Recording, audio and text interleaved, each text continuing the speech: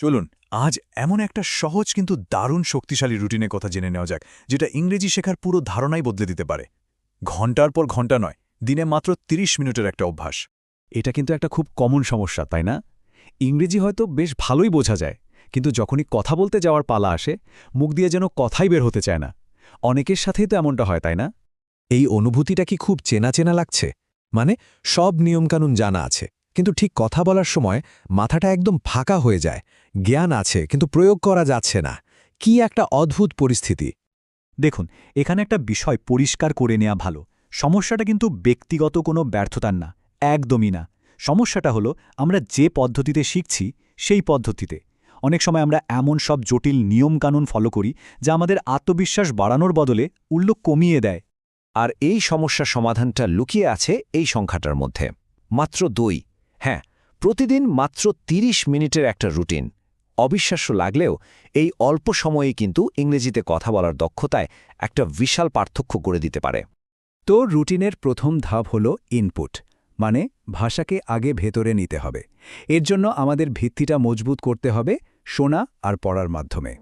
প্রথম ৫ মিনিটে প্রতিটি শব্দ ধরে ধরে বোঝার কোনো দরকারই নেই। মূল লক্ষ্যটা হলো ইংরেজির যে নিজস্ব একটা ছন্দ আর সুর আছে সেটার সাথে কানকে পরিচিত করানো। ঠিক যেমন একটা ছোট্ট শিশু ভাষা শেখে, সে কিন্তু শুধু শুনেই যায়। এতে কি হয়, মস্তিষ্ক নিজে থেকেই ভাষার প্যাটার্নগুলো ধরতে শুরু করে। আচ্ছা, এইবার পরের ধাপে যাই। কথা বলাকে কিন্তু একটা শারীরিক কাজ হিসেবেও ভাবতে হবে। ব্যাপারটা অনেকটা গান গাওয়া বা কোনো বাদ্যযন্ত্র বাজানোর মতো। শুধু জানলেই হয় না, মুখের পেশিগুলোরও তো অনুশীলন দরকার, তাই না? মনে মনে পড়ার থেকে জোরে জোরে পড়া কিন্তু অনেক বেশি কাজের। কারণ যখন জোরে পড়া হয় তখন চোখ, মস্তিষ্ক আর মুখ এই তিনটি জিনিস একসাথে কাজ করে। এতে করে পড়া, ভাবা আর বলার মধ্যে একটা দারুণ সংযোগ তৈরি হয়। এখানে কিন্তু তাড়াহুড়ো করার কিছু নেই, বরং ধীরে আর পরিষ্কারভাবে বলাই আসল। বেশ, আমরা রুটিনের দ্বিতীয় পর্বে চলে এসেছি। এই ধাপে আমরা কথা বলার জন্য জরুরি উপাদানগুলো তৈরি করব, মানে শব্দভাণ্ডার আর নিজের সাথে কথা বলার অভ্যাসটা গড়ে তুলব। এক গাদা শব্দের তালিকা মুখস্থ করার চেয়ে প্রতিদিন অল্প কয়েকটা শব্দ ভালোভাবে শেখা অনেক বেশি কার্যকর। কিভাবে? প্রথমে শব্দটার অর্থ বুঝুন, তারপর সেটা দিয়ে নিজের জীবনের সাথে জড়িত একটা বাক্য তৈরি করুন, আর শেষে বাক্যটা জোরে জোরে বলুন। দেখবেন শব্দটা মনে গেঁথে গেছে। কথা বলার প্র্যাকটিসের জন্য সবসময় যে একজন পার্টনার লাগবেই এমনটা কিন্তু নয়। নিজের উন্নতির লাগামটা তো নিজের হাতেই রাখতে হবে। আর তার জন্য সবচেয়ে ভালো উপায় হলো নিজের সাথেই কথা বলা।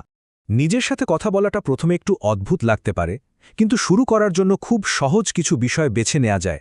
যেমন সারাদিন কি হলো, কালকের কি পরিকল্পনা, বা আশেপাশে কি দেখা যাচ্ছে। এই ছোট ছোট বিষয়গুলো নিয়ে ইংরেজিতে বলার চেষ্টা করুন। এতে মস্তিষ্ক খুব দ্রুত বাক্য তৈরি করতে শিখে যায়। চলুন এবার রুটিনের একদম শেষ পর্যায়ে চলে যায়।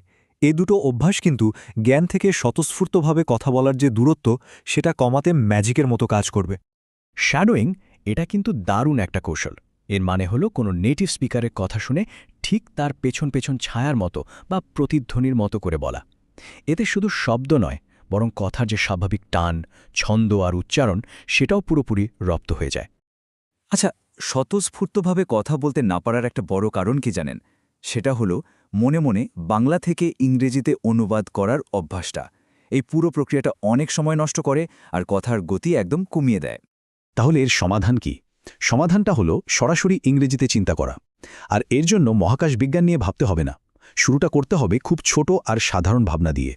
যেমন ধরুন, খিদে পেলে মনে মনে আমার খিদে পেয়েছে না ভেবে সরাসরি ভাবুন আই অ্যাম হাংরি। কিংবা ধরুন, বাইরে তাকিয়ে আজ আবহাওয়াটা বেশ ভালো ভাবার বদলে সরাসরি ভাবুন the weather is nice today. এমনকি এই যে অনুশীলনটা করা হচ্ছে, তখনও মনে মনে ভাবা যেতে পারে আমার অনুশীলন করা দরকার, মানে আই নিড টু প্র্যাকটিস। এই ছোট ছোট অভ্যাসগুলোই কিন্তু একদিন অনেক বড় পরিবর্তন আনবে।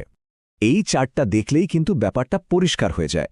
প্রতিদিনের এই ছোট্ট ৫ মিনিটের অভ্যাসটা মিলেমিশে বছরে ২৪ ঘন্টারও বেশি অনুশীলনের সমান হয়ে দাঁড়ায়। ভাবা যায়, আসলে দিনের শেষে এই ধারাবাহিকতাটাই কিন্তু আসল কথা। সবশেষে এই যে এতগুলো ছোট ছোট ধাপ, এগুলো সব একসাথে মিলে একটা সম্পূর্ণ সিস্টেম তৈরি করে, যেটা শুধু ইংরেজি বলার দক্ষতাই বাড়ায় না, এর সাথে সাথে আত্মবিশ্বাসও তৈরি করে দেয়। একটা কথা মনে রাখা খুব জরুরি, সাবলীলতা বা ফ্লুয়েন্সি রাতারাতি আসে না। এটা কোনো নাটকীয় মুহূর্তে তৈরি হয় না, বরং প্রতিদিনেরই ছোট ছোট চেষ্টার ফলেই একটু একটু করে গড়ে ওঠে। তাই বড় কোনো লাফের আশা না করে ছোট ছোট পদক্ষেপগুলোই নিয়মিত নিতে হবে। দেখবেন